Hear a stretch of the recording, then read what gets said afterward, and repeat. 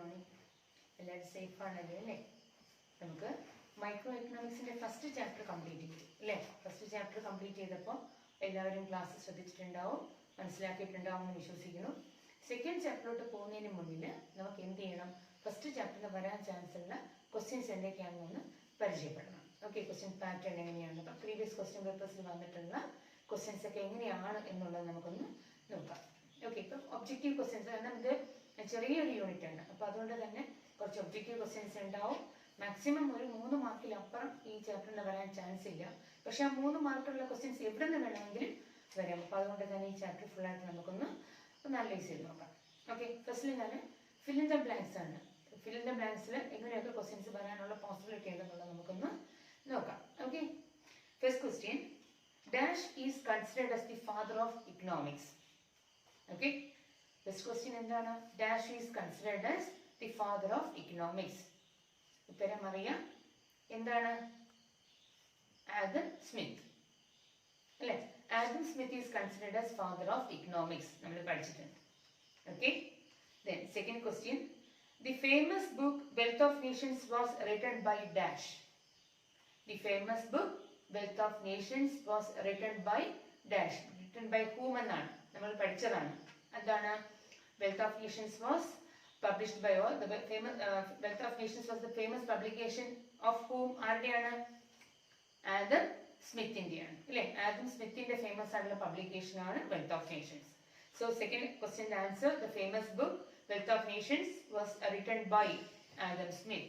Okay, then third question, in a planned economy all important activities, economic activities are organized by dash. Question only, in a planned economy all important economic activities are organized by dash. അതാണ് ചോദ്യം. അതായത് ഒരു planned ഇക്കോണമിയിൽ എല്ലാ economic ആക്ടിവിറ്റീസും ആരാണ് organise ചെയ്യുക, ആരാണ് decide ചെയ്യുക എന്നാണ് ചോദ്യം. So in a planned economy all economic activities are organised by dash. Planned economy എന്ന് പറഞ്ഞാൽ എങ്ങനെയുള്ള ഇക്കോണമിയാണ്? ഒരു സോഷ്യലിസ്റ്റ് ഇക്കോണമിയാണ് അല്ലെ? അല്ലെങ്കിൽ ഒരു കമാൻഡ് ഇക്കോണമിയാണ്. Planned, planning was made by whom എന്ന് നമ്മൾ പഠിച്ചിട്ടുണ്ട്, ഗവൺമെന്റ് ആണ്. അപ്പോൾ ഈ ചോദ്യത്തിൽ in a planned economy all economic activities ആരായിരിക്കും? ഗവൺമെന്റ് ഇന്റർവെൻഷൻ ബൈ ദി ഗവൺമെന്റിന് നമുക്ക് കൊടുക്കാം. Okay, third question answer, in a planned economy all important economic activities are organized by government ആണ് ആൻസർ ആയിട്ട് വരിക. Okay, then fourth question, micro economics is also known as dash.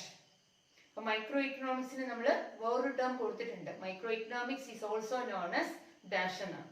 Micro എക്കണോമിക്സിന് പകരമായിട്ട് നമ്മൾ എന്ത് ടേമാണ് കൊടുത്തിട്ടുള്ളത്? ഓർമ്മയുണ്ടാവുമല്ലോ, എന്താണ്? Price theory. ഓക്കെ, ഇപ്പൊ ഫോർത്ത് ക്വസ്റ്റ്യന്റെ ആൻസർ പ്രൈസ് തിയറി എന്നാണ്. നോട്ട് ചെയ്തോളണം. ഞാൻ ആദ്യം ക്വസ്റ്റ്യൻ പറയുമ്പോൾ ആ ക്വസ്റ്റ്യൻ കേട്ടിട്ട് ഒന്ന് പോസ് ചെയ്തിട്ട് നിങ്ങൾ സ്വന്തമായിട്ട് ആൻസർ ഒന്ന് പറഞ്ഞു നോക്കുക, അത് ശരിയായിരിക്കും. ഓക്കെ, കാരണം നിങ്ങൾ കേൾക്കുന്നു എന്നുള്ള വിശ്വാസത്തിലാണ് ഞാനിത് പറയുന്നത്. The fifth question, the problem of what to produce deals with dash. The problem of what to produce deals with dash. So what to produce എന്ന് പറയുന്നത് നമുക്കറിയാം ബേസിക് ഇക്കണോമിക് പ്രോബ്ലം ആണ് അല്ലേ? സോ what to produce അത് എന്തുമായിട്ട് deal ചെയ്യാണ്?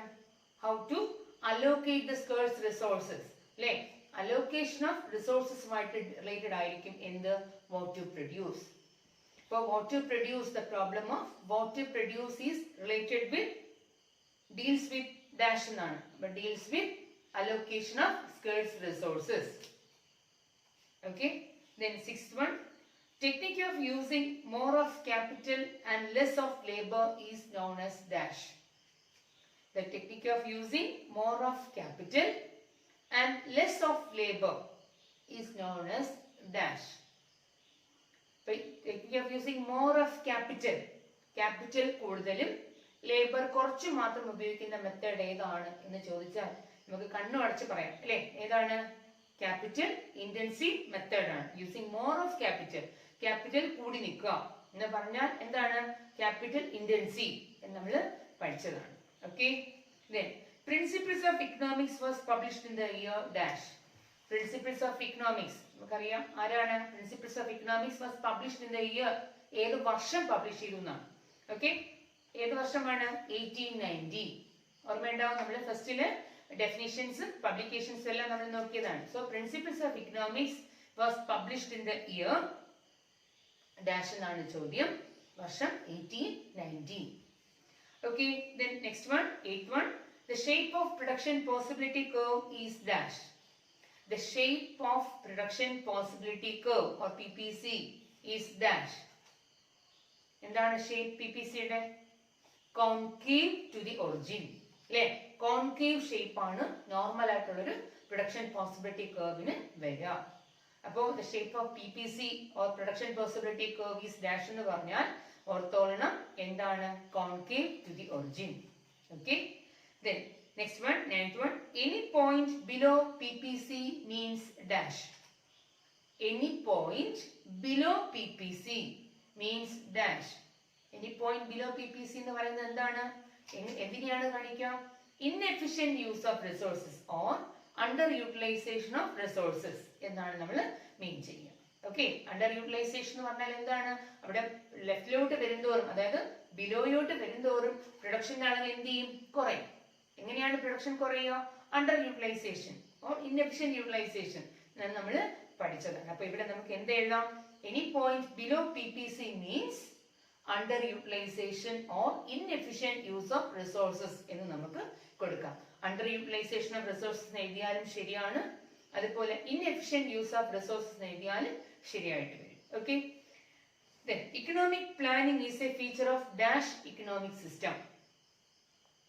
Okay, fill the blanks. Last one, economic planning is a feature of dash economic system. അല്ലെ, economic systems നമ്മൾ പഠിച്ചു. ഇക്കണോമിക് പ്ലാനിംഗ് എന്ന് പറയുന്നത് ഏത് സിസ്റ്റത്തിന്റെ ഫീച്ചർ ആയിട്ടാണ് നമ്മൾ എടുക്കുക? ഇക്കണോമിക് പ്ലാനിംഗ് എന്ന് മാത്രമേ പറയുന്നുള്ളൂ. അപ്പൊ അത് ഏത് സിസ്റ്റം ആയിരിക്കും? ഏതാണ്? സോഷ്യലിസം, അല്ലെങ്കിൽ നമുക്ക് എന്ത് പറയാം? ഒരു command economy or planned economy. ഇത് മൂന്ന് എഴുതിയാൽ ആൻസർ കറക്റ്റ് ആയിരിക്കും. ഓക്കെ, അപ്പോൾ economic planning is a feature of dash economic system എന്ന് പറയുമ്പോൾ നിങ്ങൾക്ക് ഡാഷിനോട് എഴുതേണ്ടത് ഏതായിരിക്കും? സോഷ്യലിസം എന്ന് എഴുതാം, അല്ലെങ്കിൽ ഒരു കമാൻഡ് ഇക്കോണമി എന്ന് എഴുതാം, അല്ലെങ്കിൽ പ്ലാൻഡ് ഇക്കോണമി എന്ന് നമുക്ക് സെൻട്രലി പ്ലാൻഡ് ഇക്കോണമി എന്നോ പ്ലാൻഡ് ഇക്കോണമി എന്നോ എഴുതാം. ഇത് മൂന്നും എഴുതേണ്ട, ഏതെങ്കിലും ഒന്ന് എഴുതുക, സെയിം മീനിങ് ആയിരിക്കും. ഓക്കെ, ഫിൽ ഇൻ ദ ബ്ലാങ്ക്സിൽ ഇങ്ങനെയൊക്കെയുള്ള ക്വസ്റ്റ്യൻസ് അതിനകത്ത് ഉണ്ടാവും. ദെൻ അടുത്തത് complete the following table. Table complete ചെയ്യാനാണ്. ഓക്കെ, അടുത്ത question complete the following table എന്നാണ്. അപ്പൊ അതില് രണ്ട് സബ്ഹെഡിങ് കൊടുത്തിട്ടുണ്ട് നമ്മൾ. എന്താണ്? Features of planned economy and features of market economy. Okay, അപ്പൊ 3 ഫീച്ചർ വേണം നമ്മൾ ഇവിടെ എഴുതാനായിട്ട്. അപ്പോൾ features of planned economy. Planned economy എന്ന് പറയുമ്പോൾ ഏത് ഇക്കോണമിയാണ്? ഒരു സോഷ്യലിസ്റ്റ് ഇക്കോണമി. സോഷ്യലിസ്റ്റ് ഇക്കോണമിയുടെ ഏതെങ്കിലും 3 ഫീച്ചേഴ്സ് എഴുതുക. ഓക്കെ, ദെൻ ഈ പാർട്ടില് എന്താണ്? Features of market economy. Market economy എന്ന് പറയുന്നത് ഒരു ക്യാപിറ്റലിസ്റ്റ് ഇക്കോണമി അല്ലേ? അപ്പൊ പകരമുള്ള ടേംസ് ഒക്കെ നിങ്ങൾ ഓർത്ത് വെച്ചോളുക.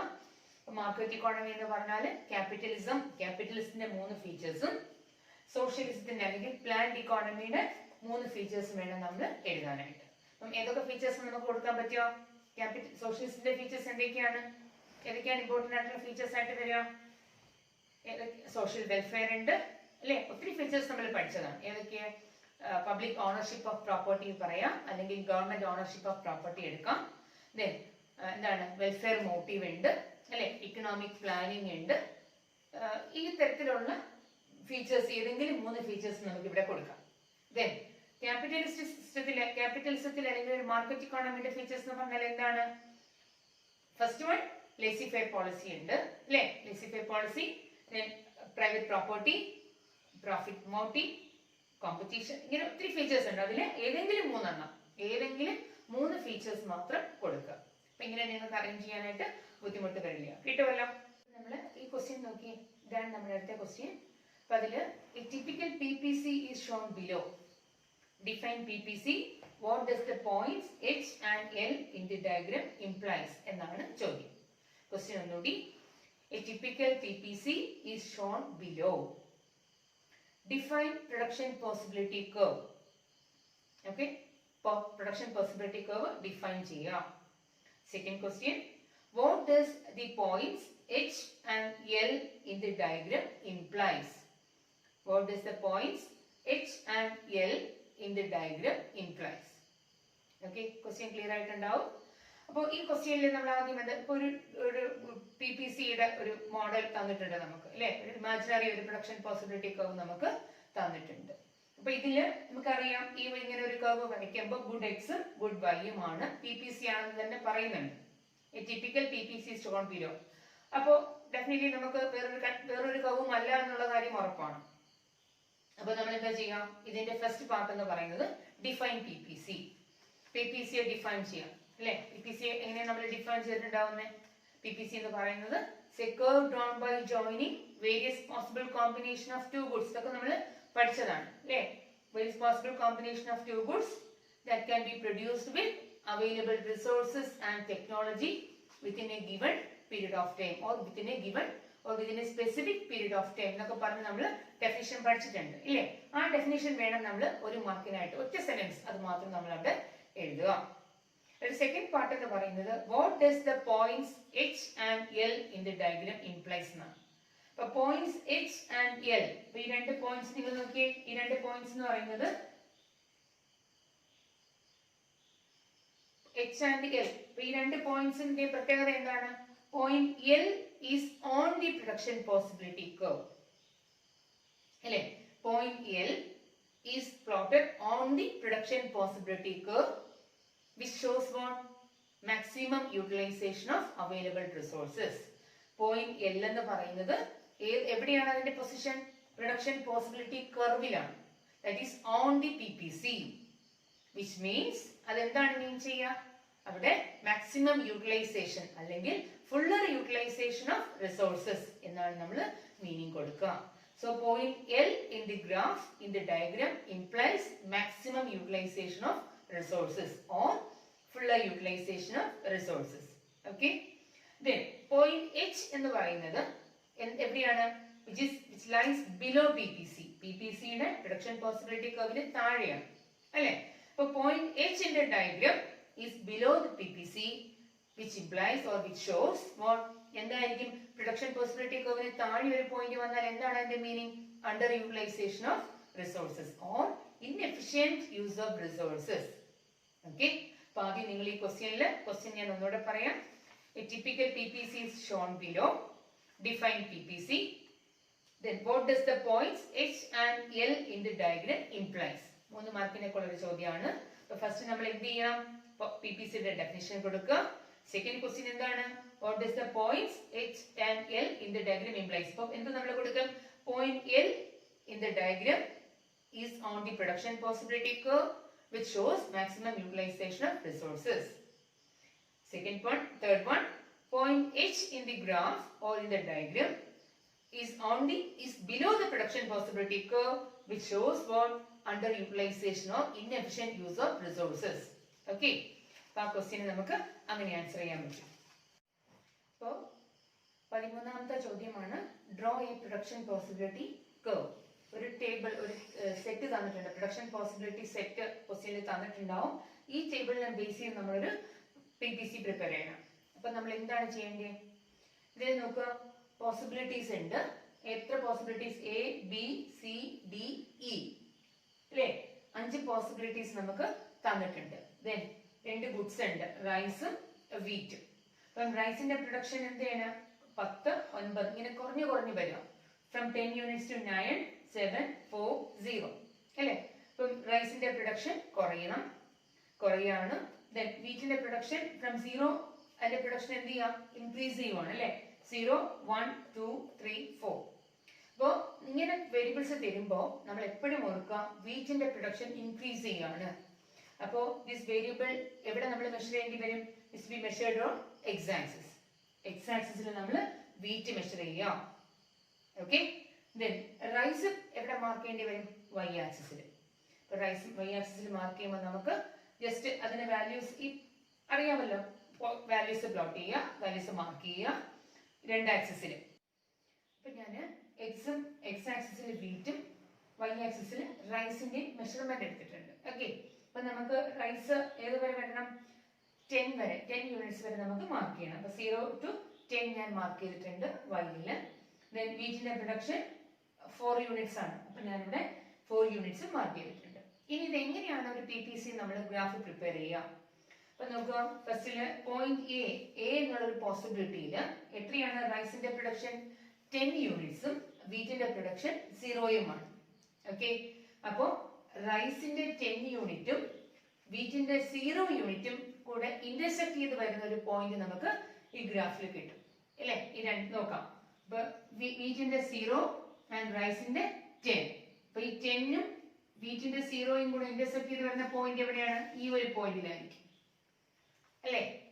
വീറ്റിന് 0 യൂണിറ്റ്സ്, റൈസിന് 10 യൂണിറ്റ്സ് ഇന്റർസെക്ട് ചെയ്ത് വരുന്ന പോയിന്റ് ഞാൻ അവിടെ മാർക്ക് ചെയ്തു. ഫസ്റ്റ് പോസിബിലിറ്റി ആണ്. സെക്കൻഡ് പോസിബിലിറ്റി എന്ന് പറയുന്നത് എന്താണ്? Point B. ബിയില് റൈസ് 9 യൂണിറ്റ്സും വീറ്റ് 1 യൂണിറ്റുമാണ്. അപ്പൊ നോക്കൂ, വീറ്റ് 1 യൂണിറ്റും റൈസ് 9 യൂണിറ്റ്സും അല്ലേ? ഈ ഒരു പോയിന്റ് ഞാൻ അവിടെ മാർക്ക് ചെയ്തു. ദെൻ പോയിന്റ് സി, വീറ്റ് 7 യൂണിറ്റ്സും റൈസ് 7 യൂണിറ്റ്സും വീറ്റ് 2 യൂണിറ്റ്സുമാണ്. 7 and 2. റൈസിലെ 7ഉം വീറ്റിലെ 2ഉം. ഓക്കെ, പോയിന്റ് ഇന്റർസെക്ഷൻ ഞാൻ ഇങ്ങനെ റൈസില് 7 യൂണിറ്റ്സും വീറ്റില് 2 യൂണിറ്റ്സുമാണ്. ഓക്കെ, അപ്പൊ അത് ഞാൻ മാർക്ക് ചെയ്തു. Then ഡി, പോയിന്റ് ഡിയിൽ എങ്ങനെയാണ്? പോയിന്റ് ഡിയില് റൈസ് 4 യൂണിറ്റ്സും വീറ്റ് 3 യൂണിറ്റ്സുമാണ്. അപ്പൊ 4 യൂണിറ്റ്സും, അതായത് റൈസിലെ 4 യൂണിറ്റും വീറ്റിലെ 3യും, ഈ രണ്ട് പോയിന്റും കൂടെ ഇന്റർസെക്ട് ചെയ്യുന്നത് എവിടെയായിട്ട് വരും? ഏകദേശം ഈ ഒരു പോയിന്റ് ആണ്. ഓക്കെ, ദെൻ ലാസ്റ്റ് ഇ എന്നുള്ളൊരു പോയിന്റ് എവിടെയാണ്? റൈസില് 0 ആണ്. റൈസ് എന്ന് പറയുന്നത് നമ്മൾ y ആക്സിസിലല്ലേ മെഷർ ചെയ്തിട്ടുണ്ടാവുക. അപ്പൊ റൈസില് 0 എന്ന് പറയുന്നത് ഈ എൻഡിങ് ആണ്, ഒറിജിനൽ ആണ്. ഈ ഒരു പോയിന്റിലായിരിക്കും. ദെൻ അവിടെ വീറ്റിന്റെ പ്രൊഡക്ഷൻ എത്രയാണ്? 4 യൂണിറ്റ്സ് ആണ് അല്ലേ? അപ്പം റൈസില് 0യും വീറ്റിലെ 4 എന്ന് പറയുന്നത് ഈ ഒരു പോയിന്റിലാവും വരിക. ഓക്കെ, അപ്പോ ഞാൻ പോയിന്റ്സ് 5 പോസിബിലിറ്റീസും മാർക്ക് ചെയ്തിട്ടുണ്ട്. ABCDE ഈ 5 പോസിബിലിറ്റീസിനെയും ജോയിൻ ചെയ്ത്, അതായത് പ്ലോട്ടഡ് ആയിട്ടുള്ള പോയിന്റ്സിനെ ജോയിൻ ചെയ്ത് നമുക്കൊരു കർവ് പ്രിപ്പയർ ചെയ്യാം. എങ്ങനെയാണ് നോക്കൂ.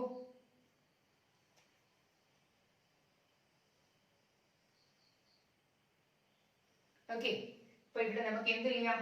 A, B, C, D and E. ഈ തരത്തിൽ നമുക്ക് പ്രൊഡക്ഷൻ പോസിബിലിറ്റി കർവ് പ്രിപ്പയർ ചെയ്യാം. ഈ തരത്തിലാണ് നമ്മൾ ചെയ്യാം. അപ്പോൾ നമുക്ക് എന്താണ്?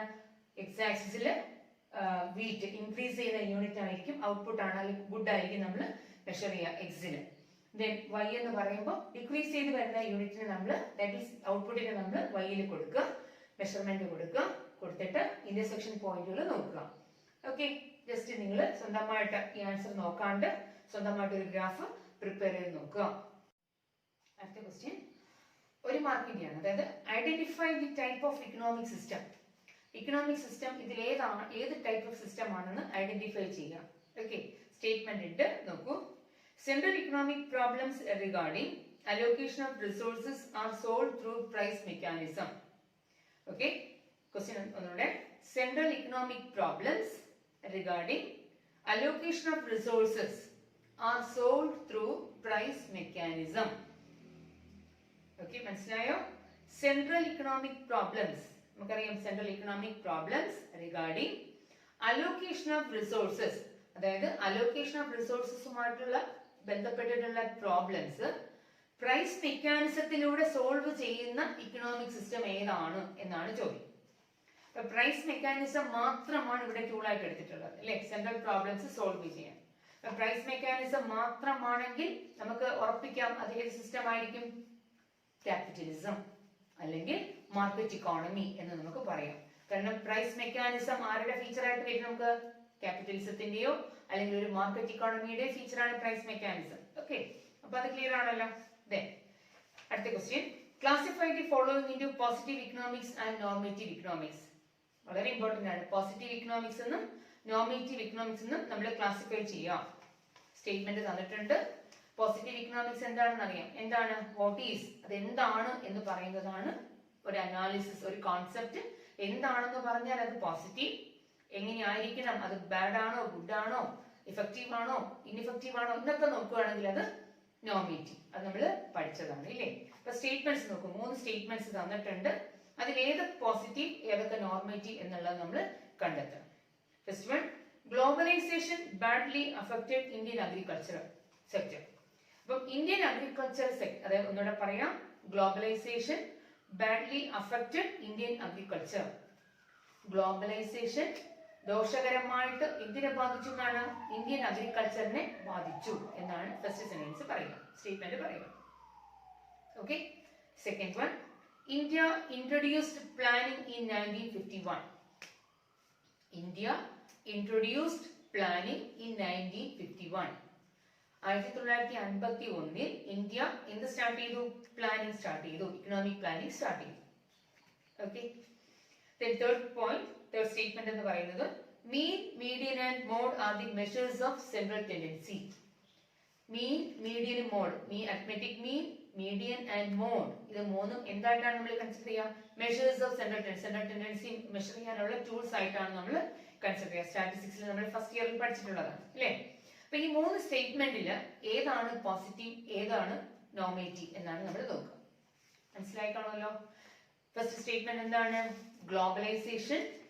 എന്താണ് ഗ്ലോബലൈസേഷൻ എന്നല്ല. ഓക്കെ. ഇവിടെ എന്താ പറഞ്ഞിട്ടുള്ളത്? ഗ്ലോബലൈസേഷൻ ബാഡ്ലി അഫക്റ്റഡ്, ദോഷകരമായി എന്തിനെ ബാധിച്ചു? അഗ്രികൾച്ചറൽ സെക്ടറിനെ ബാധിച്ചു. അവിടെ വാട്ട് ഈസ് അല്ല, അതിന്റെ ഇഫക്റ്റീവ്നെസിനെ കുറിച്ചാണ് ഇവിടെ അനലൈസ് ചെയ്യുന്നത് അല്ലെ. അപ്പൊ അതുകൊണ്ട് തന്നെ അത് ഏത് ടൈപ്പ് അനാലിസിസ് ആയിരിക്കും? നോർമേറ്റീവ് അനാലിസിസ് ആണ് ഫസ്റ്റ് സ്റ്റേറ്റ്മെന്റ്. ദെൻ കിട്ടുമല്ലോ. Second one, India introduced planning in 1951. അപ്പൊ ഇന്ത്യ 1951 പ്ലാനിംഗ് നടപ്പിലാക്കി, ഇൻട്രൊഡ്യൂസ് ചെയ്തു. അപ്പൊ അത് വാട്ട് ഈസ് എന്നുള്ള മീനിങ് ആണ് വരിക അല്ലെ. സെക്കൻഡ് സ്റ്റേറ്റ്മെന്റ് എന്ന് പറയുന്നത്, അതായത് ഇന്ത്യ ഇൻട്രൊഡ്യൂസ്ഡ് പ്ലാനിംഗ് മോശമായിരുന്നു അല്ലെങ്കിൽ നല്ലതായിരുന്നു അല്ലെങ്കിൽ ഇഫക്റ്റീവ് ആണ് എന്നൊന്നും അല്ല നമ്മൾ പറയുന്നത്. പകരം പ്ലാനിംഗ് നടപ്പിലാക്കി. ഓക്കെ. അപ്പോൾ അത് ആ ഒരു സ്റ്റേറ്റ്മെന്റ് ഏത് കാറ്റഗറിയിലാണ് വരിക? പോസിറ്റീവ് അനാലിസിസിനകത്ത് നമുക്ക് ഉൾപ്പെടുത്താം. Next one, third one, mean, median and mode are the measures of central tendency. അപ്പോ സെൻട്രൽ ടെൻഡൻസി, അതായത് തന്നിട്ടുള്ള ഒബ്സർവേഷൻസ്. സെൻട്രൽ ടെൻഡൻസി എന്ന് പറഞ്ഞാൽ എന്താണ്? ഒബ്സർവേഷൻസ് സെൻട്രൽ വാല്യൂസിനോട് അടുത്തോട്ട് വരുന്ന, അത് നിയറസ്റ്റ് സെൻട്രൽ വാല്യൂസ് എന്നാണ് നമ്മൾ പഠിച്ചിട്ടുണ്ട് ഇല്ലേ ഫസ്റ്റ് ഇയറിൽ. അപ്പോൾ ആ സെൻട്രൽ ടെൻഡൻസി മെഷർ ചെയ്യാൻ ഉപയോഗിക്കുന്ന ടൂൾസ് ആണ് ഏതൊക്കെ? അരിത്മെറ്റിക് മീനും മീഡിയനും മോഡ്. അല്ലാതെ മീൻ ഈസ് മോർ ഇഫക്റ്റീവ് അല്ലെങ്കിൽ മീഡിയൻ ഈസ് മോർ എന്നൊന്നും നമ്മളിവിടെ ഇഫക്റ്റീവ്നെസിനെ കുറിച്ചൊന്നും ചെക്ക് ചെയ്യുന്നില്ല. അപ്പൊ അത് എന്താണ് എന്ന് മാത്രമാണ് അനലൈസ് ചെയ്യുന്നത് അല്ലേ. അപ്പൊ അതുകൊണ്ട് തന്നെ ഈ സ്റ്റേറ്റ്മെന്റും mean, median and mode are the measures of central tendency എന്ന് പറയുന്നതും ഏത് അനാലിസിസിലായിരിക്കും? പോസിറ്റീവ് അനാലിസിസിനകത്താണ് വരിക. ഓക്കെ. എപ്പോഴും നമ്മൾ ഓർക്കുക, പോസിറ്റീവ് നോർമേറ്റീവ് മീനിങ് നമ്മൾ പഠിച്ചു. പക്ഷെ ഇങ്ങനെ സ്റ്റേറ്റ്മെന്റ് തന്നിട്ട് അത് ഏത് കാറ്റഗറിയിൽ വരുന്നു എന്ന് പറഞ്ഞാൽ വ്യക്തമായിട്ട് നമുക്ക് എഴുതാൻ കഴിയണം. അപ്പൊ അതിന്റെ മീനിങ് ആ സെന്റൻസിലൂടെ ഒന്ന് നന്നായിട്ട് വായിച്ചു പോയാൽ ക്ലിയർ ആയിട്ട് നിങ്ങൾക്ക് അത് ആൻസർ ചെയ്യാൻ കഴിയും. ഓക്കെ. അടുത്ത question, explain reasons and different types of central economic problems of an economy. Explain reasons and different types of central economic problems. Explain reasons ആണ്. റീസൺസ് എന്താണ് സെൻട്രൽ പ്രോബ്ലംസിന്റെ റീസൺസ്? അതൊരു 3 മാർക്കിനുള്ള ഒരു ചോദ്യമായിട്ടാണ്. ഇപ്പൊ റീസൺസ് ഫോർ സെൻട്രൽ പ്രോബ്ലംസ് എന്ന് പറഞ്ഞാൽ എന്തൊക്കെയാണ് നമ്മൾ അറിയാം അല്ലെ. എന്താണ്? Since resources R limited resources അല്ലെ, ലിമിറ്റഡ് ആയിട്ടുള്ള resources and unlimited bonds are the basic reasons. ഈ ഒരു പ്രോബ്ലം ഇല്ല എന്നുണ്ടെങ്കിൽ there will not എന്താണ് അവിടെ ഇക്കണോമിക് പ്രോബ്ലം ഉണ്ടാവില്ല. there is no possibility for arising what central problems ഉണ്ടാവാനുള്ള. ഇപ്പം അബണ്ടന്റ് ആയിട്ടുള്ള റിസോഴ്സസ് ഉണ്ട്, നമ്മുടെ വോൺസ് ഒക്കെ ലിമിറ്റഡ് ആണ്, എല്ലാവർക്കും വളരെ പരിമിതമായിട്ടുള്ള ആവശ്യങ്ങളേ ഉള്ളൂ. പ്രോബ്ലംസ് ഉണ്ടാവോ? ഇല്ല. അപ്പൊ നമ്മൾ എന്താണ് ചെയ്യുക? ഇപ്പൊ പ്രോബ്ലം എന്താണ്? എക്സ്പ്ലെയിൻ റീസൺസ് നമ്മൾ ആദ്യം മെൻഷൻ ചെയ്യുക. റീസൺസ് എന്ന് പറയുന്നത് related with what? Scarce resources and unlimited bonds അല്ലെ. ഈ റിസോഴ്സിന്റെ പ്രത്യേകത എന്താണെന്ന് നമ്മൾ പറഞ്ഞിട്ടുണ്ട്. എന്താണ്? സ്കേഴ്സ് ആണ് and they can be used for alternative use. അപ്പൊ they have alternative uses. റിസോഴ്സസിന് അങ്ങനെ ഒരു പർപ്പസ് മീനിങ്ങും ഉണ്ട് അല്ലേ. ഇപ്പം ബോണ്ട്സിന്റെ പ്രത്യേകത എന്താണ്? ബോണ്ട്സ് ആർ അൺലിമിറ്റഡ് ആണ്, as well as they are recurring. അപ്പൊ ഈ രണ്ട് ഫീച്ചേഴ്സ് അല്ലെങ്കിൽ ഈ ഒരു സിറ്റുവേഷൻസ് ആണ് അല്ലെങ്കിൽ ഈ ഒരു റീസൺ ആണ് നമുക്ക് എന്തായിട്ട് കൺസിഡർ ചെയ്യാൻ പറ്റുക? These two features leads to what? occurrence of economic problems, central economic problems. അപ്പോൾ ഫസ്റ്റ് ചോദ്യത്തിന്റെ ഉത്തരം explain reasons and different types of central economic problems of an economy. ആദ്യം നമ്മൾ റീസൺ കൊടുക്കുക. Reason related with what? എന്തുമായിട്ട് related ആണ്? വാണ്ട്സിനെയും റിസോഴ്സസിനെയുമായിട്ട് റിലേറ്റഡ് ആണ് റീസൺസ് നമ്മൾ കൊടുക്കാൻ പറ്റുക. Okay. Then different types of central economic problems. Different types of central problems എന്ന് പറയുന്നത് എന്താണ്? Problems are generally classified into 3. ഏതൊക്കെയാണ്? What to produce, how to produce and for whom to produce. What to produce ൽ നമ്മൾ allocation of resources വരുന്നുണ്ട്. How to produce എന്ന് പറയുന്നത് technical production ആണ്. അതൊക്കെ എന്താണ് നിങ്ങൾക്ക് അറിയാം. രണ്ട് ടെക്നിക്കാണ് വരിക, capital intensive, labor intensive. And the third one എന്ന് പറയുന്നത് for whom to produce. For whom to produce is related with what? Distribution of goods and services ആണ് അല്ലേ? അപ്പൊ അതിനെ ബേസ് ചെയ്തിട്ട് നിങ്ങൾക്ക് ഒന്ന് എഴുതാം. ഫസ്റ്റ് ക്വസ്റ്റ്യൻ, ഈ ഒരു കർവ് തന്നിട്ടുണ്ട്. ക്വസ്റ്റ്യൻ ഇങ്ങനെയാണ് വരിക. Identify the curve. Okay. First one, why does it got such a shape? ഈ ഒരു കർവിന് ഈ ഒരു ഷേപ്പ് വരാനുള്ള reason. First one, identify the curve. ഈ കർവിന് ആദ്യം ഐഡന്റിഫൈ ചെയ്യുക. First one. Second one, why does it got such a shape? Okay. ഈ ഒരു കർവ് ഇങ്ങനെ ഒരു ഷേപ്പ്, അതായത് ഈ ഒരു ഷേപ്പ് വരാനുള്ള, ഈ കർവിന് ഇങ്ങനെ ഒരു ഷേപ്പ് വരാനുള്ള റീസൺ എന്താണ്? Third one, explain the points A, B and C. അപ്പോ ഗ്രാഫ് തന്നിട്ടുണ്ട്. ഗ്രാഫിൽ 3 ക്വസ്റ്റ്യൻസ് വന്നിട്ടുണ്ട്. ഓക്കെ. എന്തൊക്കെയാണ് ക്വസ്റ്റ്യൻസ് നോക്കൂ, ഇവിടെ നോക്കൂ. Identify the curve. ഈ കർവിനെ നമ്മൾ ആദ്യം ഐഡന്റിഫൈ ചെയ്യുക. Identify the curve. Okay. Second question, why does it got such a shape? ഈ ഒരു കർവിന് ഇങ്ങനെ ഒരു ഷേപ്പ് വരാനുള്ള റീസൺ എന്താണ്? why does it got such a shape? ഈ ഷേപ്പ് നമുക്കറിയാം എന്താണ് shape? Concave to the origin അല്ലേ? അപ്പൊ ഈ ഷേപ്പ് വരാനുള്ള റീസൺ എന്താണ്? The third question, explain the points A, B and C. എയും ബിയും സിയും പോയിന്റ്സിന്റെ മീനിങ് കൊടുക്കുക. എക്സ്പ്ലെയിൻ ചെയ്യാന്ന് പറയുമ്പോൾ ജസ്റ്റ് മീനിങ് കൊടുക്കുക എന്നുള്ളതാണ്. ഓക്കെ. ഇപ്പൊ ഫസ്റ്റ് ചോദ്യം നിങ്ങൾക്ക് മനസ്സിലായി കാണും. ഐഡന്റിഫൈ ദി കർവ് എന്ന് പറയുമ്പോൾ എന്താണ്? ഗുഡ് എക്സും ഗുഡ് വൈയുമാണ് അല്ലേ? ഈ കർവിന്റെ പേര് എന്തായിരിക്കും? ഐഡന്റിഫൈ ദി കർവ് എന്ന് പറഞ്ഞാൽ എന്താണ്? The curve is production possibility curve. First question identify ചെയ്യാം അല്ലേ? ഐഡന്റിഫൈ ചെയ്തു എങ്ങനെയാണ്? The given curve is production possibility curve എന്ന് നമ്മൾ കൊടുക്കണം. സെക്കൻഡ് ക്വസ്റ്റ്യൻ എന്ന് പറയുന്നത് why does it got such a shape? ഇതിന് ഇങ്ങനെ ഒരു ഷേപ്പ് കിട്ടാനുള്ള റീസൺ എന്താണ്? നമ്മൾ എന്താണ് പഠിച്ചത്? why the production possibility curve concave to the origin ആവാനുള്ള റീസൺ നമ്മൾ പഠിച്ചതാണ് അല്ലേ? എന്താണ്? increasing marginal opportunity cost. marginal opportunity cost increasing ആയതുകൊണ്ടാണ്, അത് കൂടി വരുന്നതായതുകൊണ്ടാണ് PPCക്ക് ഈ ഒരു ഷേപ്പ് കിട്ടുക. Normal shape of production possibility curve എന്ന് പറയുന്നത് എപ്പോഴും എന്ത് തന്നെയാണ്? concave to the origin എന്ന് നിങ്ങൾ ഓർത്തോളുക. concave shape is because of what? എന്താണ് റീസൺ പഠിച്ചു? IMOC, അതായത് increasing marginal opportunity cost. IMOC ആണ് അതിന് പ്രധാനമായിട്ടും റീസൺ ആയിട്ട് പറയാം. ഓക്കെ. അപ്പൊ ഇതിന്റെ answer increasing marginal opportunity cost എന്ന് തന്നെ നിങ്ങൾ കൊടുക്കുക. Then explain the points A, B and C. A, B, C യുടെ മീനിങ് കൊടുക്കുക. നമുക്കറിയാം point A and B same ആണ് അല്ലേ? എന്താ പ്രത്യേകത? A and B are on production possibility curve which shows, നമ്മൾ നേരത്തെ ഒരു ക്വസ്റ്റ്യൻ ഇതുപോലെ പരിചയപ്പെട്ടതാണ് അല്ലേ? എന്താണ്? കർവിലുള്ള PPCയിലുള്ള പോയിന്റ്സ് ആണെങ്കിൽ any point on the PPC shows what? Fuller utilization of റിസോഴ്സസിനെല്ലാം നമ്മൾ മാക്സിമം യൂട്ടിലൈസ് ചെയ്തു. ഓക്കെ. അങ്ങനെ നമുക്ക് കൊടുക്കാം. Point A and B shows, point A and B are on the production possibility curve which shows what? Efficient utilization or fuller utilization of resources. Okay അല്ലേ? Then point C എന്ന് പറയുമ്പോൾ എന്താണ്? which is below production possibility curve. ഞാൻ production possibility curve which shows underutilization. നമ്മൾ ഒരേ meaning തന്നെയാണ്, അതായത് പല വർഷങ്ങളിൽ ചോദിച്ചിട്ടുള്ള പല രീതിയിൽ സെയിം ക്വസ്റ്റ്യൻ നമുക്ക് ചോദിക്കാം. എങ്ങനെ ചോദിച്ചാലും ആൻസർ ചെയ്യാനായിട്ട് നമ്മൾ നേരത്തെ ഇതുമാതിരി ഒരു ക്വസ്റ്റ്യൻ നമ്മൾ പരിചയപ്പെട്ടു ഇല്ലേ? പോയിന്റ് പ്രൊഡക്ഷൻ പോസിബിലിറ്റി കർവിന് താഴെ ഒരു പോയിന്റ് തന്നാൽ അതിന്റെ മീനിങ് വേറെ ഒന്നുമില്ല. എന്താണ്? Under utilisation. നോക്കൂ, ഈ ഒരു പോയിന്റിനെ ബേസ് ചെയ്ത് നമ്മൾ കർവ് വരയ്ക്കുകയാണ്. PPC കർവ്, ഇങ്ങനെ ഒരു കർവ് നമ്മൾ വരച്ചു. ഇവിടുത്തെ എന്റെ അർത്ഥം എന്താണ്?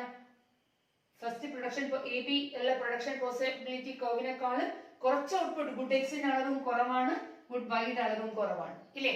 only lesser quantity can be produced or lesser output can be produced എന്നാണല്ലോ അതിന്റെ മീനിങ്. അപ്പോ ഇവിടെ പോയിന്റ് C എന്ന് പറയുന്നത് which is lesser than എന്താണ്? lesser utilization of resources എന്നാണ് നമുക്ക് മനസ്സിലാക്കാൻ പറ്റുക.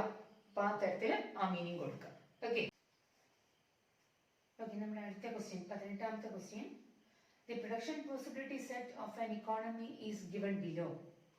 Find marginal opportunity cost. അതായത് ഒരു ഇക്കോണമിയുടെ പ്രൊഡക്ഷൻ പോസിബിലിറ്റി സെറ്റ് തന്നിട്ടുണ്ട്. അതിൽ നിന്ന് നമ്മൾ എന്ത് കണ്ടുപിടിക്കണം? Find the marginal opportunity cost. Okay, അപ്പോൾ അത് ഞാൻ വരച്ചിട്ടുണ്ട്. പ്രൊഡക്ഷൻ പോസിബിലിറ്റി സെറ്റ് ആണിത്, അല്ലേ? പ്രൊഡക്ഷൻ പോസിബിലിറ്റി സെറ്റ് എന്ന് പറയുന്നത് എന്താണ്? ടേബിൾ ആണ്. എന്തിന്റെ പോസിബിലിറ്റീസ്?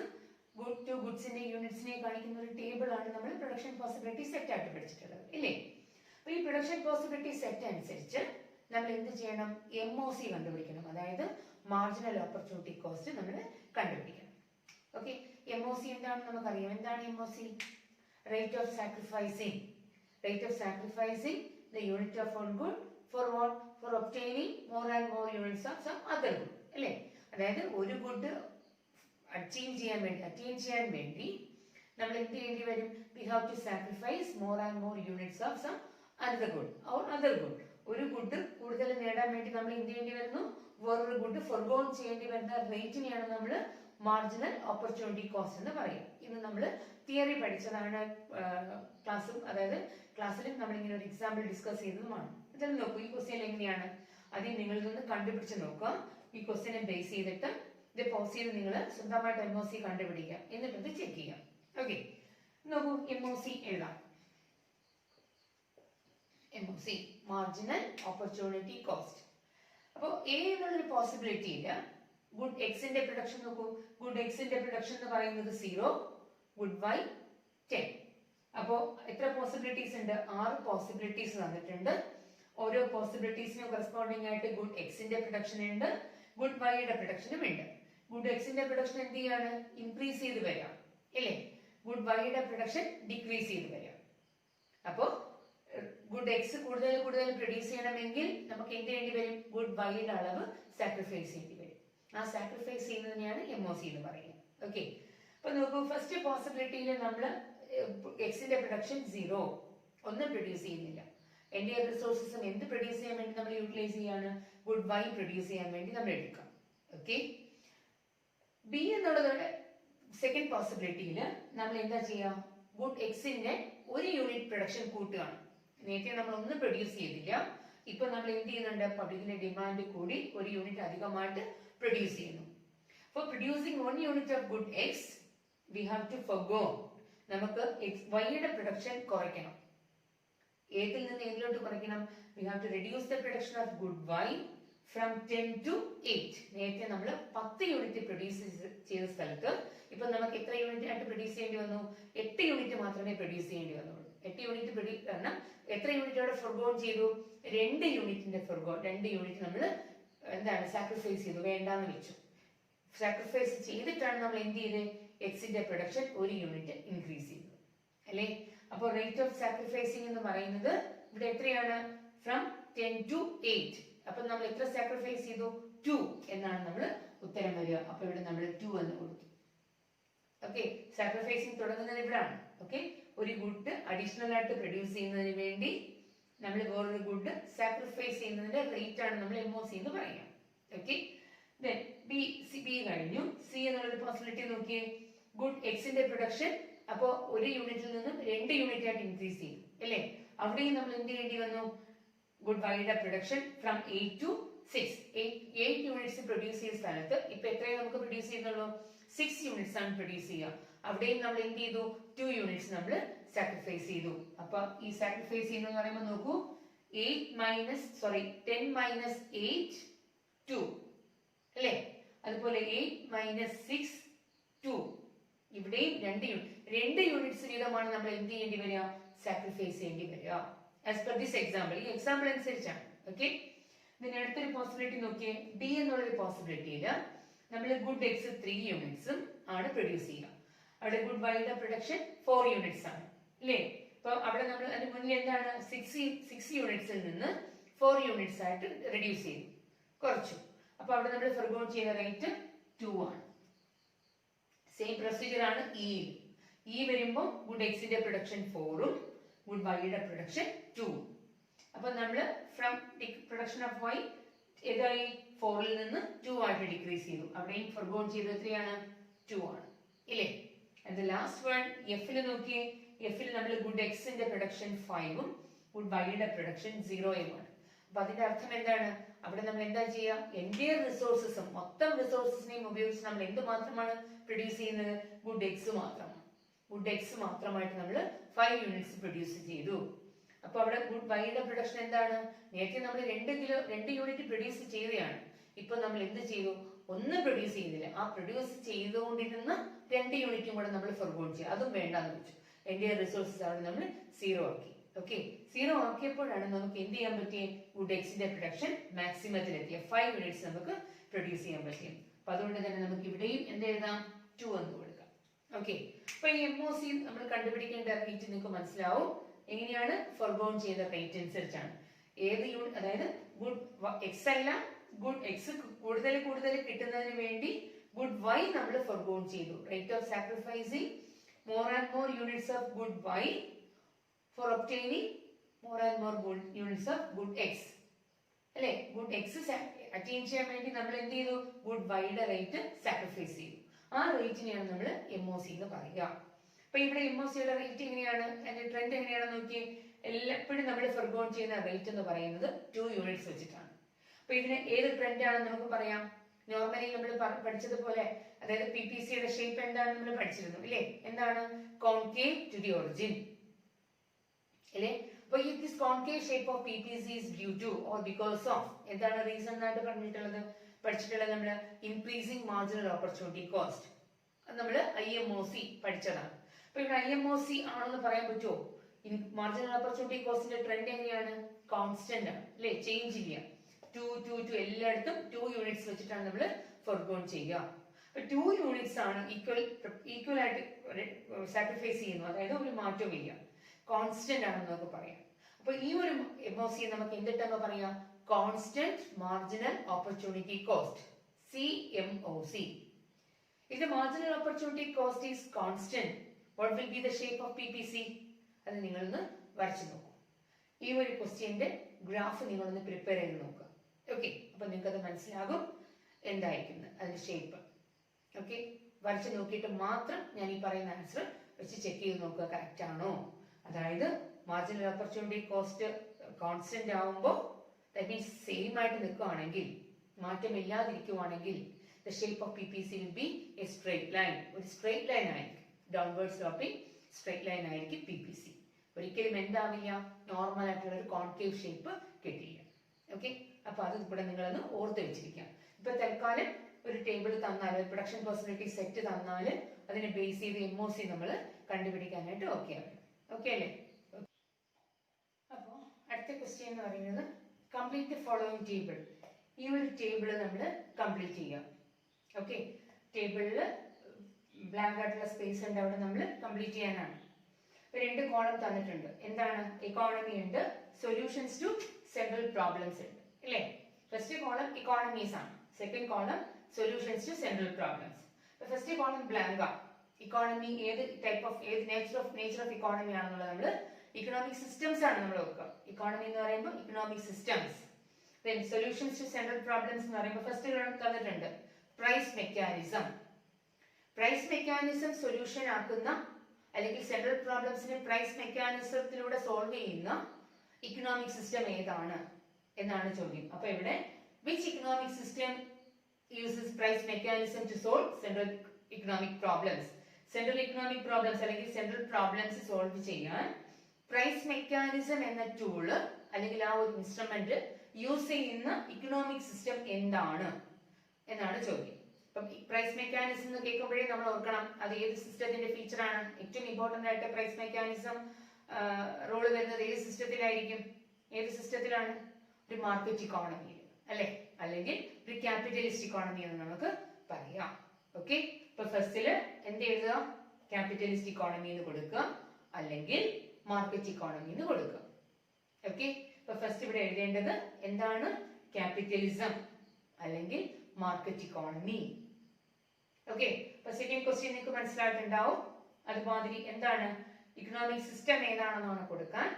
നമ്മള് രണ്ടാമത്തെ സൊല്യൂഷൻ എന്നുള്ള കോളത്തിൽ തന്നിട്ടുണ്ട്, വേരിയബിൾ തന്നിട്ടുണ്ട് അല്ലേ? പ്ലാനിങ് യൂസ് ചെയ്തിട്ട് അല്ലെങ്കിൽ പ്ലാനിങ്ങിലൂടെ ഇക്കണോമിക് പ്രോബ്ലംസ് സോൾവ് ചെയ്യുന്ന തരത്തിലുള്ള സിസ്റ്റംസ് ഏതാണ്? Means which economic system prefer planning to solve central problems എന്നാണ് ചോദ്യം അല്ലേ? ഇവിടെ ഇക്കണോമിക് പ്ലാനിങ് ആണ് വരുന്നതെങ്കിൽ ഡെഫിനറ്റ്ലി ഇവിടെ ഏതായിരിക്കും? ഏത് സിസ്റ്റത്തിലായിരിക്കും പ്ലാനിങ് കൊണ്ട് സൊല്യൂഷൻസ് കാണുക? ഏത് സിസ്റ്റമാണ്? കമാൻഡ് ഇക്കോണമി അല്ലെങ്കിൽ സോഷ്യലിസ്റ്റ് ഇക്കോണമി. ഓക്കെ, അപ്പൊ സെക്കൻഡ് ഈ ഒരു ബ്ലാങ്ക് ആയിട്ടുള്ള സ്പേസ് നമ്മൾ എഴുതേണ്ടത് എന്താണ്? കമാൻഡ് ഇക്കോണമി എന്ന് കൊടുക്കാം, അല്ലെങ്കിൽ ഒരു സോഷ്യലിസ്റ്റ് ഇക്കോണമി എന്ന് കൊടുക്കാം. ഓക്കെ, അതിവിടെ നമ്മൾ കൊടുക്കാം. തേർഡ് വൺ, ഇക്കണോമിക് സിസ്റ്റം തന്നിട്ടുണ്ട്, ഇക്കോണമി ഏതാണെന്ന് തന്നിട്ടുണ്ട്. ഏതാണ്? Mixed economy. മിക്സഡ് ഇക്കോണമിയിൽ how central problems are solve എന്നുള്ളതാണ് നമ്മൾ ഇവിടെ കൊടുക്കാൻ അല്ലേ? അപ്പൊ ക്ലൂ ക്വസ്റ്റ്യനിൽ തന്നെ തന്നിട്ടുണ്ട്, അപ്പൊ അത് നിങ്ങൾ മനസ്സിലാക്കിക്കൊള്ളണം. മിക്സഡ് ഇക്കോണമി എന്ന് പറയുമ്പോൾ മിക്സഡ്, കോമ്പിനേഷൻ, കമ്പൈൻഡ് എന്ന് നമ്മൾ പഠിച്ചിട്ടുണ്ട്. അപ്പൊ മിക്സഡ് ഇക്കോണമിയിൽ എങ്ങനെയാവും പ്രോബ്ലം സോൾവ് ചെയ്യാം? ത്രൂ ഏതാണ്? ഓർമ്മ ഉണ്ടാവുമല്ലോ, through price mechanism and planning. Price mechanism and planning എന്ന് വേണം നമ്മൾ ലാസ്റ്റത്തെ ഈ ഒരു ബ്ലാങ്ക് ആയിട്ടുള്ള സ്പേസ് എഴുതാം. ഓക്കെ, അപ്പോ രണ്ട് കോളമായിട്ട് ഇങ്ങനെ ഉണ്ടാവും. ഇങ്ങനെ വന്നാല് ഇതേമാതിരി നിങ്ങൾക്ക് എഴുതാൻ കഴിയണം. ഓക്കെ, ഇനി സപ്പോസ് ഇവിടെ നമ്മൾ ഇക്കോണമി തന്നിട്ടുണ്ട്, ക്യാപിറ്റലിസം തന്നിട്ടുണ്ടെങ്കിൽ ഇവിടെ എന്ത് കൊടുക്കാം? സൊല്യൂഷൻസ് എന്ന് പറഞ്ഞാൽ എന്തായിരിക്കും? ഇവിടെ ക്യാപിറ്റലിസം തന്നിട്ടുണ്ട്, സൊല്യൂഷൻ എന്ന് പറയുമ്പോൾ സപ്പോസ് അങ്ങനെയാണ് ക്വസ്റ്റ്യൻ വരുന്നത് വിചാരിക്കാം. ഓക്കെ,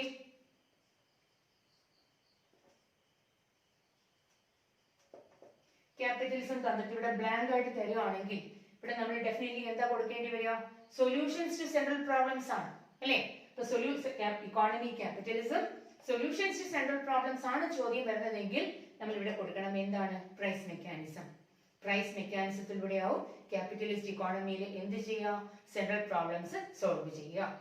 ഓക്കെ, അപ്പൊ ഏത് രീതിയിൽ നമുക്ക് ക്വസ്റ്റ്യൻ ചോദിച്ചാലും എഴുതാനുള്ളൊരു കഴിവ് ഉണ്ടാക്കണം. ഓക്കെ, നമുക്ക് അടുത്ത ക്വസ്റ്റ്യൻ.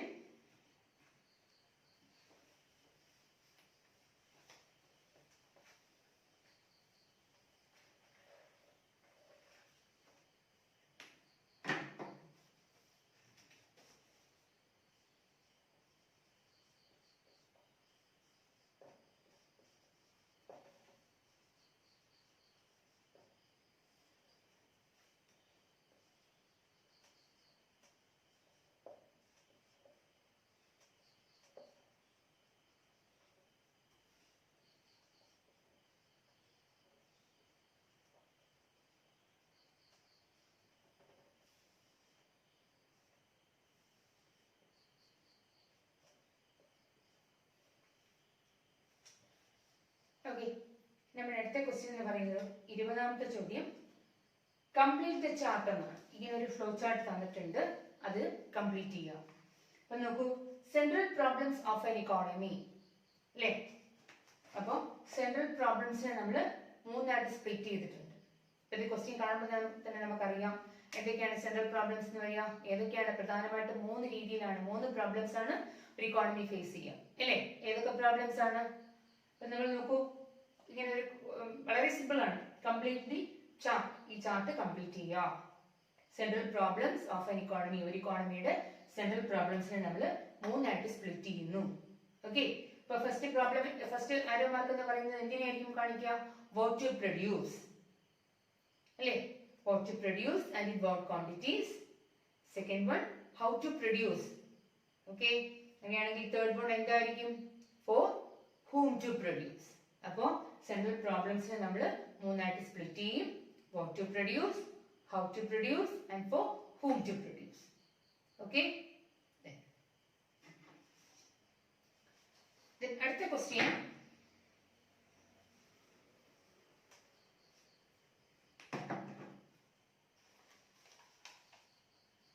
ഒന്നാമത്തെ ചോദ്യം വളരെ സിമ്പിൾ ആണ്. Find odd one and justify your answer. കുറച്ച് വേരിയബിൾസ് തന്നിട്ടുണ്ട്, അതിൽ വ്യത്യസ്തരായിട്ടുള്ള ഐറ്റത്തിനെ കണ്ടെത്തി അതിന്റെ റീസൺ കൊടുക്കാം. Okay, find odd one and justify your answer.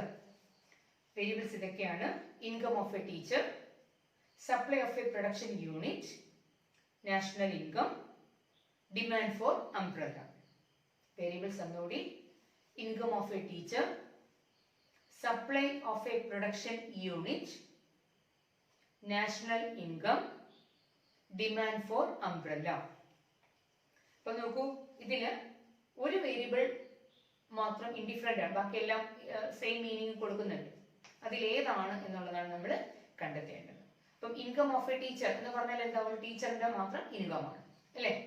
Second one, supply of a production unit, ഒരു പ്രൊഡക്ഷൻ യൂണിറ്റിന്റെ സപ്ലൈ, അതിന് ഒരു യൂണിറ്റിന്റെ മാത്രം സപ്ലൈ എന്നുള്ള മീനിങ് ആണ്. മൂന്നാമത്തേത് നാഷണൽ ഇൻകം, ഒരു രാജ്യത്തിന്റെ income. Okay, the last one demand for umbrella, അംബ്രല്ലയുടെ കുടയുടെ മാത്രം ഡിമാൻഡാണ്. കുടയുടെ ഡിമാൻഡ് ഒരുപാടുണ്ട്, പക്ഷെ ഇവിടെ നമ്മൾ കുടയുടെ കേസ് അല്ലെ അംബ്രല്ലയുടെ കേസ് മാത്രമാണ് നമ്മൾ അനലൈസ് ചെയ്യുക. അപ്പൊ ഇതിൽ ഏതാണ് വ്യത്യാസമായിട്ട് വരിക? ഏതായിരിക്കും? ഏതാണ്? നാഷണൽ ഇൻകം, അല്ലെ? ബാക്കി എല്ലാം എന്ന് പറയുന്നത് എന്താ? ആദ്യം നമ്മൾ പറഞ്ഞത് ഇൻകം ഓഫ് എ ടീച്ചർ, ഒരു ടീച്ചറിന്റെ. Supply of a production unit, ഒരു യൂണിറ്റിന്റെ മാത്രം പ്രൊഡക്ഷൻ. ഡിമാൻഡ് ഫോർ അംബ്രല്ല, അംബ്രല്ലയുടെ മാത്രം ഡിമാൻഡ്. അപ്പൊ ഈ മൂന്ന് വേരിയബിൾസും വ്യത്യസ്തമാണ്. എന്ത്? National income. നേരത്തെ നമ്മൾ പറഞ്ഞത് ഇൻകം ഓഫ് എ ടീച്ചർ, അല്ലെ? ഇപ്പൊ ഇവിടെ അടുത്ത വേരിയബിൾ എന്ന് പറയുന്നത് നാഷണൽ ഇൻകം. അപ്പൊ നാഷണൽ ഇൻകം എന്ന് പറയുന്നത് എന്താ? ഇൻകം ഓഫ് എ നേഷൻ, ഒരു economy, economy as a whole. Income of a economy as a whole ആണ് നാഷണൽ ഇൻകം. ഫസ്റ്റ് കേസിൽ ഇൻകം ഓഫ് എ ടീച്ചർ എന്ന് പറഞ്ഞാൽ ഒരു ടീച്ചറുടെ ഇൻകം മാത്രം, ടീച്ചറുടെ മാത്രമായിട്ടുള്ള ഇൻകം ആണ്. അപ്പൊ ഇതില് ഓഡ് വൺ എന്ന് പറയുന്നത് എന്താണ്? National income. Justify your answer എന്ന് പറയുമ്പോൾ എന്താണ് അതിന്റെ justification? All other variables are എന്താണ്? Micro economic variables. അപ്പം ബാക്കി മൂന്ന് വേരിയബിൾസ് മൈക്രോ ഇക്കണോമിക് വേരിയബിൾസ് ആണ്. National income cannot be considered as a micro economic variable. Okay, അത് എന്തായിരിക്കും? മാക്രോ വേരിയബിൾ ആണ് അത്. ഓക്കെ, അത് ഓർത്ത് വെച്ചിരിക്കാം. അടുത്ത question, which of the following is not a feature of capitalist economy? Capitalist ഇക്കോണമിയുടെ ഫീച്ചർ അല്ലാത്തത് ഏത് എന്നാണ്. കുറച്ച് ഫീച്ചേഴ്സ് തന്നിട്ടുണ്ട്, അതിൽ എന്താണ് ക്യാപിറ്റലിസ്റ്റ് ഇക്കോണമിയുടെ ഫീച്ചർ അല്ലാത്തത്? Which of the following is not a feature of capitalist economy? Capitalist ഇക്കോണമിയുടെ ഫീച്ചർ അല്ലാത്തത് ഏത്? ഓക്കെ, ഫീച്ചേഴ്സ് നോക്കൂ: private ownership, okay, profit motive, price mechanism, planning mechanism. Features ഒന്നുകൂടെ പറയാം: പ്രൈവറ്റ് ഓണർഷിപ്പ്, പ്രൈവറ്റ് ഓണർഷിപ്പ് ആണ്. Profit motive, profit motive, ലാഭം എന്നുള്ള meaning ആണ് വരിക. Then price mechanism, price mechanism എന്ന് പറയുന്നത് സെൻട്രൽ പ്രോബ്ലംസ് സോൾവ് ചെയ്യാൻ ഉപയോഗിക്കുന്ന ടൂൾ ആണെന്നൊക്കെ നമ്മൾ പഠിച്ചിട്ടുണ്ട്, അല്ലേ? Through the force of demand and supply. Then planning mechanism. ഇതില് ഒരു ഫീച്ചർ ഒഴികെ ബാക്കി എല്ലാം ഏതിന്റെ ഫീച്ചർ ആയിരിക്കും? ക്യാപിറ്റലിസ്റ്റ് ഇക്കോണമിയുടെ ഫീച്ചർ ആണ്. അതിൽ ഏതാണ് ഉൾപ്പെടാതെ വരുന്നത്? ഏതായിരിക്കും? ആൻസർ കിട്ടിയിട്ടുണ്ടാവും. എന്താണ്? പ്ലാനിംഗ് മെക്കാനിസം, അല്ലെ? പ്ലാനിംഗ് എന്ന് പറയുന്നത് അത് ഏതിന്റെ ഫീച്ചർ ആയിട്ടാണ് നമ്മൾ കൺസിഡർ ചെയ്യുക? ഒരു സോഷ്യലിസ്റ്റ് ഇക്കോണമിയുടെ അല്ലെങ്കിൽ ഒരു കമാൻഡ് ഇക്കോണമിയുടെ ഫീച്ചർ ആയിട്ടാണ് നമ്മൾ എന്തിനെ കൺസിഡർ ചെയ്യുക? പ്ലാനിംഗ് മെക്കാനിസത്തിനെ നമ്മൾ കൺസിഡർ ചെയ്യാം. ഓക്കെ, ഇപ്പൊ ആൻസർ എന്ന് പറയുന്നത് ക്വസ്റ്റ്യൻ ഒന്നുകൂടി: which of the following is not a feature of capitalist, not a feature of capitalist economy. Just പെട്ടെന്ന് നമ്മൾ കാണുമ്പോൾ which of the following is a feature of capitalist അങ്ങനെ ചിന്തിക്കരുത്. Which of the following is not a feature of capitalist economy, capitalist ഇക്കോണമിയുടെ feature അല്ലാത്തത് ഏത് എന്നാണ് ചോദ്യം. ഓക്കെ, അപ്പൊ അത് ശ്രദ്ധയോടുകൂടി എഴുതുക. പ്ലാനിംഗ് മെക്കാനിസം ആണ്. All others are features of capitalism എന്ന് നമുക്ക് ഓർക്കാം. Okay, and the last question, draw the outline of PPC and mark the following situations. ഒരു PPC വരച്ചിട്ട് ഈ രണ്ട് ഔട്ട്ലൈൻ, അതായത് PPC വരയ്ക്കുക. Draw the outline of PPC and mark the following situations. രണ്ട് സിറ്റുവേഷൻസ് തന്നിട്ടുണ്ട്, അതിന് രണ്ടിനെയും ഗ്രാഫിലൂടെ എക്സ്പ്രസ് ചെയ്യാം എന്നാണ്. സിറ്റുവേഷൻസ് എന്താണ്? Fuller utilization of resources. Point A, രണ്ട് ക്വസ്റ്റ്യൻ ഓപ്ഷൻസ് ആണ്. ഫസ്റ്റ് ഓപ്ഷൻ എന്ന് പറയുന്നത് fuller utilization of resources. Second option എന്ന് പറയുന്നത് under B, under utilization of resources. അപ്പം draw the outline of PPC, PPCയുടെ outline വരച്ചിട്ട് mark the following situations. എന്തൊക്കെ mark ചെയ്യണം? ഫസ്റ്റ് നമ്മൾ മാർക്ക് ചെയ്യേണ്ടത് fuller utilization of resources and second one under utilization of resources. Okay, അപ്പൊ നിങ്ങളൊന്ന് വരച്ചു നോക്കുക, നമുക്ക് എങ്ങനെയാണെന്ന് നോക്കാം. ഓക്കെ,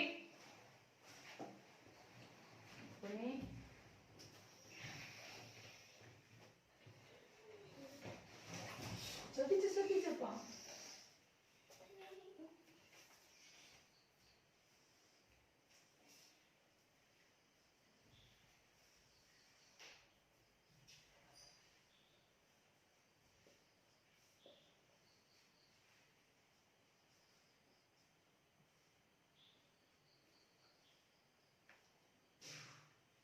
ഓക്കെ, നമ്മളൊരു പ്രൊഡക്ഷൻ പോസിബിലിറ്റി കർവ് പ്രിപ്പയർ ചെയ്തു അല്ലേ? ക്വസ്റ്റ്യൻ എന്തായിരുന്നു?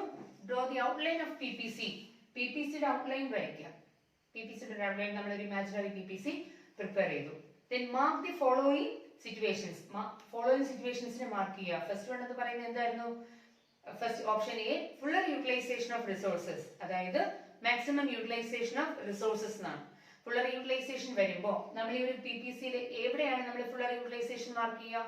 നമ്മൾ പഠിച്ചതാണ് അല്ലേ? ഈ പ്രൊഡക്ഷൻ പോസിബിലിറ്റി കർവിൽ ഏത് പോയിന്റിലാവും ഫുള്ളർ യൂട്ടിലൈസേഷൻ നമ്മൾ മാർക്ക് ചെയ്യേണ്ടി വരിക? എവിടെയായിരിക്കും പ്രൊഡക്ഷൻ പോസിബിലിറ്റി കർവിലാണോ, ബിലോയിലാണോ, എബോവിലാണോ? എവിടെയാണ് നമ്മൾ മാർക്ക് ചെയ്യേണ്ടി വരിക? Production possibility കർവിലാണ്. ഓക്കെ, അപ്പൊ ഇതില് നമ്മൾ ഏത് ഈ കർവ് തുടങ്ങുന്നത്, സപ്പോസ് ഇത് മുതൽ എക്സ് ആക്സിനെ ടച്ച് ചെയ്യുന്ന പോയിന്റും വൈ ആക്സിനെ ടച്ച് ചെയ്യുന്ന പോയിന്റും ഉണ്ട്. In between these two points എവിടെ എടുത്താലും എന്തായിരിക്കും? Fuller utilization of resources. Suppose ഞാൻ ഇവിടെ നമുക്ക് എ എന്ന് കൊടുത്തു. ഓക്കെ, ക്വസ്റ്റ്യനിൽ എ എന്ന് പറഞ്ഞിട്ടാണ് ഫുള്ളർ യൂട്ടിലൈസേഷൻ വന്നിട്ടുള്ളത്. അതുകൊണ്ട് നമുക്ക് ഇവിടെ എന്ത് ചെയ്യാം? ഈ ഒരു പോയിന്റ് കൊടുത്തു, എ എന്ന് കൊടുക്കാം. എന്നിട്ട് നമുക്ക് അവിടെ എന്തുകൂടെ ചെയ്യാം? ഇവിടെ എഴുതുക നിങ്ങൾ, fuller utilization of resources. Okay,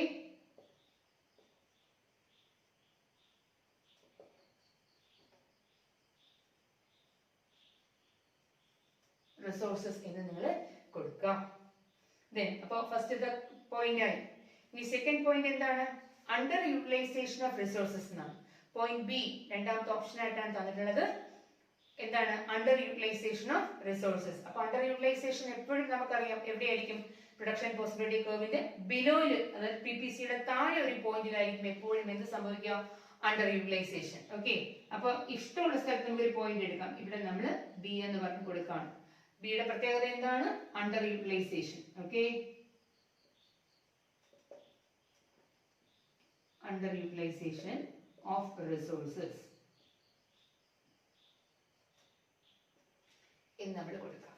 A എന്നും ബി എന്നും മാത്രം എഴുതിയാലും ഓക്കെ, പക്ഷെ എങ്കിലും നമ്മുടെ ആൻസർ കംപ്ലീറ്റ് ആവണമെന്നുണ്ടെങ്കിൽ ആ പോയിന്റ് മീനിങ് തന്നെ അവിടെ എഴുതുക. ഓക്കെ, പോയിന്റ് ഇവിടെ എന്താണ്? ഫസ്റ്റ് എ എന്നുള്ള പോയിന്റിൽ ഫുള്ളർ യൂട്ടിലൈസേഷൻ കൊടുക്കുക. ബി എന്നുള്ള ഒരു പോയിന്റിൽ അകത്ത് ഇതിനകത്ത് ഇവിടെയോ എവിടെയോ ഇതിനകത്ത് ഏത് സിറ്റുവേഷൻ വേണമെങ്കിലും നമുക്ക് എടുക്കാം അണ്ടർ യൂട്ടിലൈസേഷൻ. ഫുള്ളർ യൂട്ടിലൈസേഷൻ നമ്മളിപ്പോ ഇവിടെ ഒരു വൈ ആക്സിനെ ടച്ച് ചെയ്ത പോയിന്റ് എടുത്താലും ഫുള്ളർ യൂട്ടിലൈസേഷൻ ആണ്. എക്സ് ആക്സിനെ ടച്ച് ചെയ്ത പോയിന്റ് എടുത്താലും അവിടെയും fuller utilization. In between these two points, അതായത് എക്സ് ആക്സിനെയും വൈ ആക്സിനെയും ടച്ച് ചെയ്യുന്ന പോയിന്റ്സിനിടയ്ക്ക് ഏത് പോയിന്റ്സ് എടുത്താലും അവിടെ എല്ലാം എന്തായിരിക്കും? Fuller utilization. ഓക്കെ, ഇനി സപ്പോസ് ഒരു സിറ്റുവേഷൻ കൂടെ ചോദിച്ചു എന്ന് വിചാരിക്കാം, growth of resources. Okay, growth of resources വരികയാണെങ്കിൽ ഡെഫിനറ്റ്ലി മേലോട്ടാവും, above the production possibility curve ആവും വരിക. ഓക്കെ, അത് ജസ്റ്റ് അത് ഇനി അടുത്ത ലാസ്റ്റ് എക്സാം സമയത്ത് ഒരു റിവിഷൻ നമുക്ക് ചെയ്യാം. ആ സമയത്ത് നമുക്ക് നോക്കാം. തൽക്കാലം ഈ ക്വസ്റ്റ്യൻ ക്ലിയർ ആയി കാണുമല്ലോ. ക്വസ്റ്റ്യൻ ഒന്നുകൂടെ പറയാം. Draw the outline of PPC and mark the following situations. PPC വരച്ചിട്ട് അത് ഈ രണ്ട് പോയിന്റ്സ് മാർക്ക് ചെയ്യാൻ, ഈ രണ്ട് സിറ്റുവേഷൻസ് നമ്മൾ മാർക്ക് ചെയ്യാനാണ്. സിറ്റുവേഷൻസ് ഏതൊക്കെയാണ്? First one fuller utilization of resources, second one under utilisation of resources. Okay, അപ്പൊ റിസോഴ്സസ്, അപ്പൊ അണ്ടർ യൂട്ടിലൈസേഷൻ എപ്പോഴും ഓർക്കുക ബിലോയിലുള്ള പോയിന്റ് ആയിരിക്കും. ഫുള്ളർ യൂട്ടിലൈസേഷൻ എന്ന് പറയുമ്പോൾ കർവിലുള്ള ഏത് പോയിന്റ്സും എന്താണ്? ഫുള്ളർ യൂട്ടിലൈസേഷൻ അല്ലെങ്കിൽ മാക്സിമം യൂട്ടിലൈസേഷൻ. അപ്പൊ നമുക്ക് ഫസ്റ്റ് ചാപ്റ്റർ ഏകദേശം ഒരു എന്താണ് നല്ലൊരു ഐഡിയ നിങ്ങൾക്ക് ഉണ്ടായിട്ടുണ്ടാവും എന്ന് വിശ്വസിക്കുന്നു. ഏത് ക്വസ്റ്റ്യൻ ചോദിച്ചാലും നമുക്ക് ഇനി നിങ്ങൾക്ക് സ്വന്തമായിട്ട് തന്നെ ക്വസ്റ്റ്യൻസ് പ്രിപ്പയർ ചെയ്യാം. അതും നമ്മൾ എത്രത്തോളം ഈ കണ്ടന്റ് നമ്മൾ വായിച്ച് മനസ്സിലാക്കുന്നു അത്രത്തോളം നമുക്ക് സ്വന്തമായിട്ട് തന്നെ മാക്സിമം ക്വസ്റ്റ്യൻസ് സെറ്റ് ചെയ്യാം. സ്വന്തമായിട്ട് മാക്സിമം ഒബ്ജക്റ്റീവ് ആയിക്കോട്ടെ, ട്രൂ ഓർ ഫോൾസ് ആയിക്കോട്ടെ, combinations, choose the correct answer ആയിക്കോട്ടെ, ഷോർട്ട് ആൻസർ, ഇതിങ്ങനെയൊക്കെ സ്വന്തമായിട്ട് MOC കണ്ടുപിടിക്കുന്നതൊക്കെ വളരെയധികം ശ്രദ്ധിച്ചോളുക. സിമ്പിളാണ്. ചിലപ്പോൾ നമുക്ക് അശ്രദ്ധ വന്നു പോയി അങ്ങനെ ഒരു ഇതുണ്ടാവും. അപ്പൊ അത് ഉണ്ടാവാതെ വളരെ ശ്രദ്ധിച്ച് നിങ്ങൾ ഓരോ ക്വസ്റ്റ്യൻസ് നന്നായിട്ട് വായിച്ചു നോക്കിയിട്ട് ആലോചിച്ചിട്ട് ആൻസർ ചെയ്യും. ഓക്കെ, അപ്പൊ എല്ലാവർക്കും ഇത് ഒക്കെയാണ് മനസ്സിലായിട്ടുണ്ടാവും എന്ന് വിശ്വസിക്കുന്നു. ഓക്കെ, സേഫ് ആയിട്ടിരിക്കാം, നന്നായിട്ട് വായിക്കുക, പഠിച്ചെടുക്കാം. Okay, thank you.